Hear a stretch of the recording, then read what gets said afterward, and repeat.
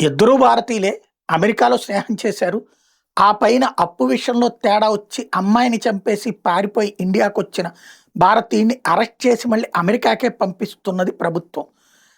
హైదరాబాద్‌లోని లాలాగూడ విజయపురి కాలనీకి చెందిన ఆనంద్ కుమార్తె నిఖితా గుడిశాల 27 ఏళ్ళు ఎంఎస్ చదివేందుకు 4 ఏళ్ల కిందట అమెరికాకెళ్ళింది. ఏడాది జనవరి 2న కనిపించడం లేదంటూ మాజీ రూమ్‌మేట్ అర్జున్ శర్మ అక్కడి పోలీసులకు కంప్లెయింట్ చేశాడు.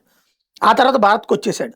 దీంతో అనుమానం వచ్చిన పోలీసులు జనవరి 3న అతని అపార్ట్మెంట్‌లో పరిశీలిస్తే నిఖిత మృతదేహం కుళ్ళిపోయిన స్థితిలో ఉంది. ఆమె శరీరం మీద కత్తిపోట్లు ఉన్నట్టు అమెరికా పోలీసులు గుర్తించారు. లాస్ట్ ఇయర్ డిసెంబర్ 31న ఆమె హత్య జరిగినట్టు ప్రాథమికంగా నిర్ధారించారు. భారత్‌లో నిఖిత కుటుంబ సభ్యులకి ఇన్ఫర్మేషన్ ఇచ్చారు. ఆ తర్వాత అర్జున్ దేశం విడిచి పారిపోయినట్టు గుర్తించిన అమెరికా పోలీసులు భారత అధికారులకి ఇన్ఫర్మేషన్ ఇచ్చి అతన్ని దొరికితే అరెస్ట్ చేసి మా దగ్గరికి పంపించమన్నారు.